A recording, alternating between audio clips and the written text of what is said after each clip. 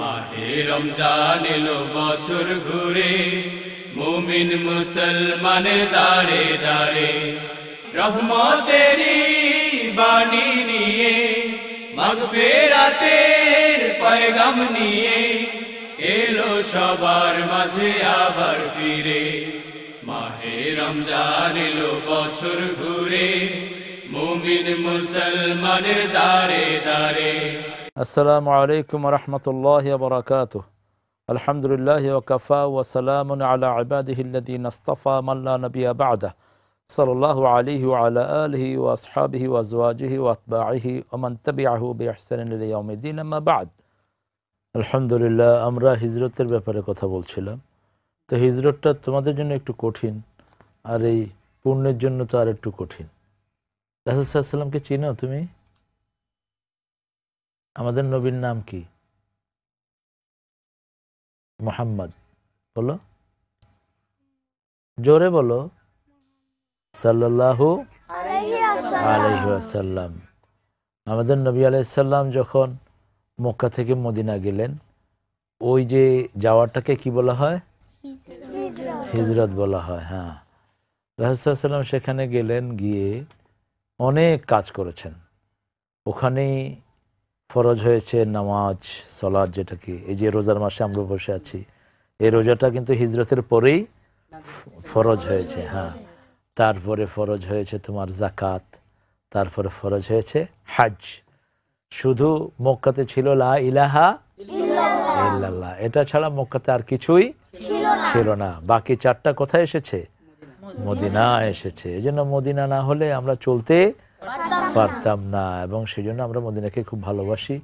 আসুন আমরা একটা গান শুনে আসি। আমাদের এই সোনামণিরা একটা সুন্দর গান গেয়েছে আল্লাহর অস্তিত্ব নিয়ে, অর্থাৎ আমার এক ভাই লিখেছেন গানটি, অসাধারণ দামি গান লিখেছেন, যে এত কিছু আমরা দেখি পৃথিবীর, কিন্তু যিনি বানিয়েছেন is the sustainer of this world, we don't remember that Lord. আমরা যিনি এগুলো বানিয়েছেন তাকে আমরা স্মরণ করি না। আসুন আমরা শুনি সেই গানটি। নিঃস্ব তারা বিশ্বে যারা খাইলো শুধু ঘুরলো সারা, ভাবলো না তার মালিক কে বা কে দিল এই বসুন্ধরা।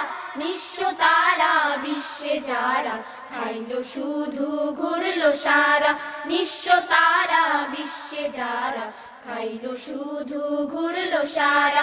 দেখলো অনেক ঘুরে ঘুরে সাগর নদী পাহাড় কত, চন্দ্র সূর্য গ্রহ তারা দেখলো নয়ন ভরে শত। নিপুণ করে কে সাজালো পারাবারের তলদেশে, চাঁদের জমিন দ্বিখণ্ডিত দেখলো মানুষ অবশেষে। দেখেও তারা যে দেখে না, সৃজনকারীকে ভাবে না। দেখেও তারা যে দেখে না, সৃজনকারীকে ভাবে না। চোখ থাকিতেও চোখের ভেতর দৃষ্টি প্রতিবন্ধী তারা। নিঃস্ব তারা বিশ্বে যারা খাইলো শুধু ঘুরলো সারা, নিঃস্ব তারা বিশ্বে যারা খাইলো শুধু ঘুরলো সারা। অন্তরে দৃষ্টি মেলিয়া রাখো, দেখবে তারে সৃজন পানে। কর্ণকুহর একটু সজাগ রাখো, শুনবে তারে পাখির গানে। অন্তরের দৃষ্টি মেলিয়া রাখো, দেখবে তারে সৃজন পানে। কর্ণকুহর একটু সজাগ রাখো, শুনবে তারে পাখির গানে। বাতাস এত স্নিগ্ধ তবু ধ্বংসলীলা ঝড়কে দেয়, শীতের সূর্য মিষ্টি তবু চৈত্রে কেন খরা ছড়ায়। সাগর নদী ঢেউে ঢেউে মুগ্ধ করে সকলকে, সে ঢেউ কেন জলোচ্ছ্বাসে ধ্বংস করে জীবনকে। এসব দেখেও দেখে না যেজন, বধির বোবায় অন্ধ সেজন। এসব দেখেও দেখে না যেজন, বধির বোবায় অন্ধ সেজন।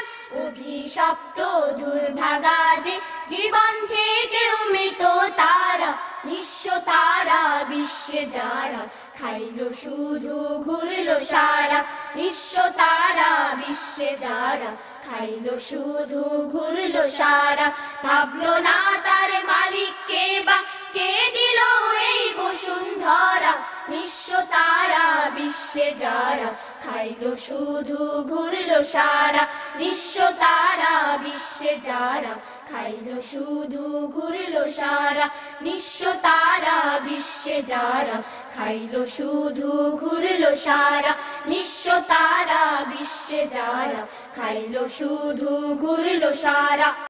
আলহামদুলিল্লাহ, একটা চমৎকার অনিন্দ সুন্দর ইসলামী গান আমরা শুনলাম। লেখককে ধন্যবাদ জানাই, আল্লাহ তার কলমে আরো শক্তি বাড়িয়ে দিক। একটি আয়াতের বাস্তবতা তোমরা যারা গিয়েছো তোমরা হয়তো অনেকেই বুঝো না এই গানটা। নিঃস্ব যারা খাইলো শুধু ঘুরলো সারা, ওদের মধ্যে আর জন্তু জানার মধ্যে কোনো পার্থক্য নেই। এদের ব্যাপারে আল্লাহ বলছেন ওহুম আ'য়ুনুন লা ইউবসিরুনা বিহা ওহুম আযানুন লা ইয়াসমাউনা বিহা। এদের চোখ আছে, চোখ দিয়ে তারা আল্লাহর কোরআনকে দেখে, কান আছে, কান দিয়ে শুনে না। তারা হলো ওদের মতো ওহুম কাল আনআমি বাল হুম আদাল, এরা হলো চতুষ্পায়ী জন্তুর মতো, তার চেয়ে নিকৃষ্ট। কে বলছেন? আল্লাহ বলেছেন। তাদেরই একটি বাস্তব চিত্র। এবং আল্লাহর যে কত অনিন্দ সুন্দর সৃষ্টি, সাগরের ঢেউ, তুফান, মিষ্টি পানির ফোয়ারা, এই সবগুলো আমাদেরকে আল্লাহ দিয়েছেন যেন আমরা তার নেয়ামতকে স্মরণ করতে পারি। সুম্মা লাতুসআলুন্না ইয়াওমাইযিন আনিন নাঈম। সব নেয়ামত সম্পর্কে জিজ্ঞেস করবেন কে? আল্লাহ জিজ্ঞেস করবেন। আমরা এই সুন্দর হামটি শোনার পরে এখন আবার আসছি আমাদের আলোচনায়। আমরা কি কথা বলছিলাম মনে আছে তোমাদের? কি ব্যাপারে কথা বলছিলাম? হিজরত। কি ব্যাপারে? পুণ্য হিজরত। এই তো পুণ্য শিখে ফেলছে, আলহামদুলিল্লাহ। রাসূল সাল্লাল্লাহু আলাইহি ওয়াসাল্লাম যে মদিনায় গিয়েছেন ওটাকে হিজরত বলে না? আচ্ছা, উনি মদিনায় গিয়ে প্রথমে একটা কাজ করেছেন। বলো তো সেই কাজটা কি? একটা কাজ শুরু করেছেন প্রথম। দেখি কেউ বলতে পারে? ছেলেরা না মেয়েরা? হ্যাঁ, এই তো ফার্স্ট হয়ে গেছে। এই প্রথম মসজিদে নববী বানিয়েছেন। তার মানে হলো কোথাও গেলে আগে আল্লাহর ঘরটা বানাতে হবে। ঠিক আছে? কার ঘর বানাতে হবে? আল্লাহর ঘর। কারণ আমরা কেউ থাকবো না। কে থাকবেন? আল্লাহ থাকবেন, আল্লাহর ঘরও থাকবে। তো আমাদের দেশে যেরকম ওই যে মাইক দিয়ে আল্লাহর রাস্তায় কিছু পয়সা দেন মসজিদের জন্য, রাসূল সাল্লাল্লাহু আলাইহি ওয়াসাল্লাম কিন্তু এরকম কিছু করেন নাই। কখনো ভিক্ষা চেয়ে মসজিদ তৈয়ার করেন নাই। কি করেছেন? নিজের পয়সা দিয়ে দুই ভাইয়ের ওই জায়গাটা ছিল, এখন যেখানে মসজিদ নববী না, এই জায়গাটা ছিল দুইজন এতিমের। ওদের নাম ছিল সোহেল এবং সোহাইল। কি নাম? সোহাইল। এই দুই ভাই থেকে তিনি ক্যাশ টাকা দিয়ে জায়গাটা কিনে নিলেন। আর এখন যে দেখছো মসজিদ নববী অনেক বড় হয়েছে। এই জায়গাটা হলো ধরো রাসূল সাল্লাল্লাহু আলাইহি ওয়াসাল্লাম যেখানে ওনার কবর, রওজা মোবারক আছে, এই যেখানে ইমাম দাঁড়ায়, ওই জায়গাটুকু কিনেছিলেন। পরবর্তী পর্যায়ে তো মসজিদ অনেক বড় হয়েছে। এখন যে এক্সটেনশনটা দেখছো, যে বড় জায়গাটা, এটা হলো তালহা রাদিয়াল্লাহু আনহু বাগান ছিল। কোন সাহাবীর নাম বললাম? তালহা রাদিয়াল্লাহু আনহু। উনি খুব পয়সাওয়ালা ছিলেন, উনি ভালো ব্যবসায়ী ছিলেন। তো উনি যখন কোরআনের আয়াত নাজিল হলো লান তানালুল বিররা হাত্তা তুনফিকু মিম্মা তুহিব্বুন, তোমরা কখনো কল্যাণ পাবে না, সওয়াব পাবে না যতক্ষণ যেটাকে তোমরা ভালোবাসো সেটা আল্লাহর রাস্তায় দান না করে দাও। এই আয়াতটা যখন নাজিল হলো তখন এই জায়গাটি, এই বাগানটি মসজিদ নববীর পাশে তিনি আল্লাহর রাস্তায় দান করে দিলেন। আলহামদুলিল্লাহ বলো। আমাদেরকে যদি আল্লাহ সম্পদ দেয় আমরা কি করব? দান করব। যে বেশি দান করে তাকে কে ভালোবাসেন? আল্লাহ ভালোবাসেন। কারণ আল্লাহ বলেছেন আস-সাখিয়ু হাবিবুল্লাহ। বিশ্বনবী সাল্লাল্লাহু আলাইহি ওয়াসাল্লাম বলেছেন যে দান করে সে আল্লাহর বন্ধু, আর যে দান করে না সে আল্লাহর শত্রু। বখিল, বখিল আছে না, নিজে পেট ভরে খায়ও না, শুধু দেখে, খায় না, ঘ্রাণ নেয়। সরিষার তেল কিনতে যায়, ঝাঁজ নিয়ে চলে আসে, কিনেও না। এদেরকে কি বলা হয়? বখিল, কৃপণ। এগুলো কেতরা বলা হয়। কোরআন শরীফের ভাষা হলো কেতরা। কি? কেতরা। কেতরা। ওয়ালাম ইয়াকতুরু ওয়া কানা বাইনা যালিকা কাওয়ামা। আল্লাহ রাব্বুল আলামিন বলছেন সূরা ফুরকানে যে তোমরা কেতরামি করো না। কি করো না? কেতরামি করো না। আল্লাযীনা ইযা আনফাকু লাম ইউসরিফু ওয়া লাম ইয়াকতুরু ওয়া কানা বাইনা যালিকা কাওয়ামা। তোমরা যেটা খরচ করতে হয় ওটা খরচ করবা, তবে অপচয় করো না। আমাদের আদিবার মনটা বোধহয় খুব খারাপ না? আদিবা, রাসূল সাল্লাল্লাহু আলাইহি ওয়াসাল্লাম কোনো বাচ্চার মন খারাপ হলে কি করতে জানো? ওই বাচ্চাকে রাসূল সাল্লাল্লাহু আলাইহি ওয়াসাল্লাম আনন্দ দিতেন, ওকে খাওয়াতেন, ওকে নিয়ে একটু ঘুরতেন, ওকে আনন্দ দিতেন। এখন আদিবা বলবে বিশ্বনবী সাল্লাল্লাহু আলাইহি ওয়াসাল্লাম মদিনায় গিয়ে প্রথম কি করেছিলেন বলো? ওই যে মসজিদের জায়গা কিনেছিলেন, দুইটা ছেলে থেকে এতিম থেকে কিনেছিলেন, দুইজন এতিম সাহাবী। কি নাম জানি? সোহেল এবং সোহাইল। এই তো আদিবা বলেছে, দেখছো, সোহেল এবং সোহাইল। এরপর রাসূল সাল্লাল্লাহু আলাইহি ওয়াসাল্লামের উপরে এই যে নামাজের যে সিস্টেমটা, আজান, এটা আসলো। সবাই একে একে আজান দিলেন। কারো কণ্ঠ আল্লাহর কাছে কবুল হলো না। কারটা কবুল হলো? আচ্ছা বলো তো, বেলাল রাদিয়াল্লাহু আনহু সুন্দর ছিলেন না কালো ছিলেন? কালো হলে কি খারাপ? কালো ভালো, ধলো ভালো। আমায় একজন সাদা মানুষ দাও যার রক্ত সাদা। আছে? আমায় একজন কালো মানুষ দাও যার রক্ত কালো, যদি দিতে পারো প্রতিদান যা কিছু চাও হোক অমূল্য পেতে পারো। মানুষ খামাখা রং নিয়ে ঠেলাঠেলি করে, ঠিক না? মানুষের উপরে একটু অন্য রং, কিন্তু ভিতরে সবার কয় রং? এক রং। ভিতরে সবার কয় রং? এক রং। সবার জিহ্বা কি? লাল। সবার পানি, ঠোঁটে পানি আছে না? পানি কি কালো না হলুদ? পানির কোনো রং নাই, যেখানে যায় সেই রঙই ধরে। এই জন্য রং নিয়ে কোনো ঠেলাঠেলি করতে নাই। ইসলাম এটা প্রথম কায়েম করেছে। তা না হলে বেলাল রাদিয়াল্লাহু আনহুর মতো মানুষ কখনো ইসলামের প্রথম মুয়াজ্জিন হতে পারতেন না। তিনাকে কেন আল্লাহ এত কবুল করলেন বলো তো? মাহমুদ বলতে পারবা? তাহমিদ কে বলতে পারবা বলো তো? মাহমুদ, তাহমিদ, আবিদ, আব্দুর রহমান। আমি বলে দিই, এটা তোমার জন্য একটু কঠিন। তিনি ইসলামের জন্য মায়ের খেয়েছেন, অনেক মায়ের খেয়েছেন। ওনার যিনি মনিব ছিল তার নাম কি ছিল? উমাইয়া। এই তো তোমার নাম মনে আছে। উমাইয়া কবে মারা গেছিল মনে আছে তোমাদের? বদরের যুদ্ধে। That's right. এবং বদরের যুদ্ধ হয়েছিল কোন সময়? হ্যাঁ, কত রমজান জানি? 17ই রমজান। সুবহানাল্লাহ। আর আমরা যে কথাগুলো বলছি এটা কোন মাসে বলছি? কোন মাসে? তুমি কি রোজা রাখবে আদিবা? কয়টা? আচ্ছা, 2-1টা রাখলেই হবে। আর পূর্ণ তাহিয়া, তানিমা? আচ্ছা, আমরা চেষ্টা করবো ইনশাআল্লাহ। তো আমরা তাহলে শুনলাম বেলাল রাদিয়াল্লাহু আনহুর মাধ্যমে আজান প্রচার হলো, কায়েম হলো। কিন্তু এই সওয়াবটা আরেকজন নিয়ে গেছে। বলো তো তিনার নাম কি? বেলাল যে অনেক সওয়াব করেছেন, সেই সওয়াবটা আরেকজন নিয়ে গেছেন। কি নাম ওনার বলো? আমি ক্লু দেই। উনি হলেন রাসূল সাল্লাল্লাহু আলাইহি ওয়াসাল্লামের শ্বশুর, আয়েশা সিদ্দিকার আব্বা। হ্যাঁ, আবু বকর রাদিয়াল্লাহু আনহু। উনি ছিলেন গোলাম, ওনাকে কিনে নিয়েছেন কে? আবু বকর রাদিয়াল্লাহু আনহু। কিনে নিয়ে আজাদ করে না দিলে কি তিনি মুয়াজ্জিন হতে পারতেন? পারতেন না। একটা সহিহ হাদিসে এসেছে, রাসূল সাল্লাল্লাহু আলাইহি ওয়াসাল্লাম যখন মেরাজে গেলেন, তখন রাসূল সাল্লাল্লাহু আলাইহি ওয়াসাল্লাম বললেন, বেলাল, আমি যখন জান্নাতে ঢুকছিলাম তখন আমার মনে হলো আমার সামনে দিয়ে তুমি যেন হাঁটছো। আমরা পরিচিত লোকের পায়ের হাঁটা বুঝি না? যেমন আমরা এখন বাসায় থাকি, আম্মুর পায়ের হাঁটা, আব্বুর পায়ের হাঁটা আমরা বুঝি না? আমরা শুনলে বুঝি যে কে আসতেছে রে, আব্বু অথবা আম্মু আসছে। ঠিক বেলাল রাদিয়াল্লাহু আনহুর পায়ের হাঁটাটা বুঝতে পারলেন মুহাম্মদ সাল্লাল্লাহু আলাইহি ওয়াসাল্লাম। তিনি দুনিয়াতে আসলেন, এসে বেলালকে ডাকলেন, ও বেলাল, তুমি কি আমল এত করো যে কারণে আমি ওখানে গিয়ে কারো কথা মনে ওঠে নাই। বারবার মনে হয়েছে তুমি আমার সামনে দিয়ে হাঁটছো। বেলাল রাদিয়াল্লাহু আনহু বললেন, ইয়া রাসূলুল্লাহ, আমি তো জানি না কোন আমলটি আমি করি, তবে আমি ওযুর পরে 2 রাকাত নামাজ পড়ি। সুবহানাল্লাহ। রাসূল সাল্লাল্লাহু আলাইহি ওয়াসাল্লাম বললেন এই 2 রাকাত নামাজ কখনো ছেড়ে দিও না।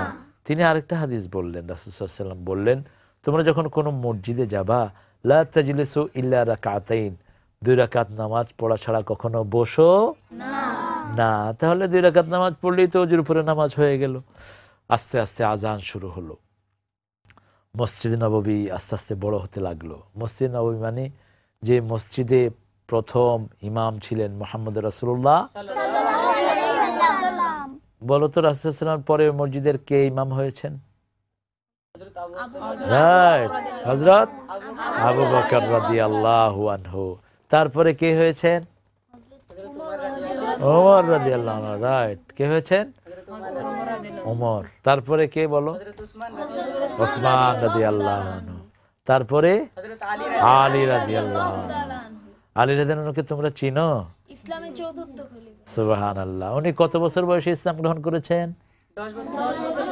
না, হয় নাই। আবার বলো, তোমার বয়স কত এখন? 5। আমার থেকে কিছু নিয়ে যেও তুমি। তোমার কত? আবেদ 9। তোমার আব্দুর রহমান 10। তোমার 9। তোমরা সব বুড়ো হয়ে গেছে দেখতেছি। আমি জোয়ান আছি এখানে। 8.5 বছর বয়স ছিল। কত বছর? 8.5 বছরে তিনি পড়েছেন লা ইলাহা ইল্লাল্লাহু মুহাম্মাদুর রাসূলুল্লাহ। যেদিন তিনি কালেমাটা পড়েছেন দেখতে ভালো ঘটনা হয়েছিল, জানো সেটা তোমরা? রাসূল সাল্লাল্লাহু আলাইহি ওয়াসাল্লাম তো ওই যে সাফা পাহাড়ে উঠে দাওয়াত দিলেন, তখন কেউ গ্রহণ করলো না। আবু লাহাব পাথর উঁচু করলো, তাব্বান বলে গালি দিল, তোমার ধ্বংস হোক। তখন রাসূল সাল্লাল্লাহু আলাইহি ওয়াসাল্লাম কিছুদিন পরে সব নেতাদেরকে বাসায় খাওয়ার দাওয়াত দিলেন। কিসের দাওয়াত দিলেন? খাওয়ার দিলেন। খাই যার গুণ গাই তার। খাওয়ার পরে তিনি মনে করলেন যে এরা ইসলাম গ্রহণ করবে, কিন্তু খাওয়ার পরে যখন দাওয়াত দিলেন সব মুখ মুছে সব চলে যাচ্ছে, কেউ দাওয়াত গ্রহণ করে নাই। রাসূল সাল্লাল্লাহু আলাইহি ওয়াসাল্লাম খুব ব্যথিত হলেন। ব্যথিত হয়ে তিনি দরজার পাশে কাঁদছিলেন। তখন আলী রাদিয়াল্লাহু আনহু 8.5 বছরের কিশোর, তিনি গিয়ে বলেন ইয়া রাসূলুল্লাহ আপনি কাঁদবেন না, সাল্লাল্লাহু আলাইহি ওয়াসাল্লাম এরা আপনাকে বুঝে নাই কিন্তু আমি বুঝেছি। সুবহানাল্লাহ বলো। আমি বুঝেছি, আমি পড়ছি আশহাদু আল্লা ইলাহা ইল্লাল্লাহ ওয়া আশহাদু আন্না মুহাম্মাদান আবদুহু ওয়া রাসূলুহু। এই আলী রাদিয়াল্লাহু আনহু ইসলামে আসলেন সবচেয়ে অল্প বয়সী সাহাবী, সবচেয়ে শক্তিশালী ছিলেন। উনি দুধারী জুলফিকার ব্যবহার করতেন, এরকম 2টা ধারালো তলোয়ার ব্যবহার করতেন।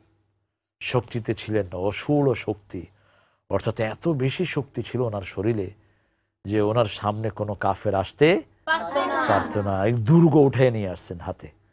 তো আমরা ইনশাআল্লাহ এখন একটি গান দিয়ে শেষ করব। আজকের আলোচনা এই পর্যন্তই। মনে থাকবে তো তোমাদের? ইনশাআল্লাহ মনে রাখবা, কারণ এগুলো মনে রাখলে আমাদের সওয়াব হবে এবং পরস্পর আলোচনা করবা। এখন আমরা একটা গান দিয়ে আজকের এপিসোড আমরা শেষ করব। আপনারা আমাদের গান শুনুন এবং আমাদের জন্য দোয়া করুন। আল্লাহ হাফেজ। আমরা সবাই সত্য ন্যায়ের উজ্জ্বল পথে চলবো। আমরা সবাই স্বদেশ প্রেমের দীপ্ত শিখায় জ্বলবো। আমরা সবাই সত্য ন্যায়ের উজ্জ্বল পথে চলবো। আমরা সবাই স্বদেশ প্রেমের দীপ্ত শিখায় জ্বলবো। আমাদের পথে যত সংশয় আমরাও চলি তত নির্ভয়।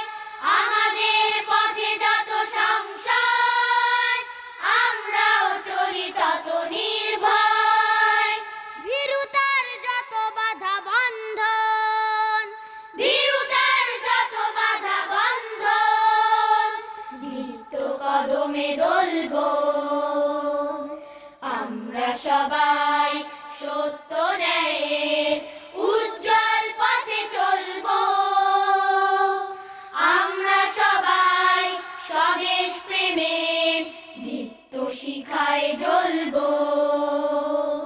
সূর্য সফল জীবনের দ্বারে আমাদের যাত্রা থামবে।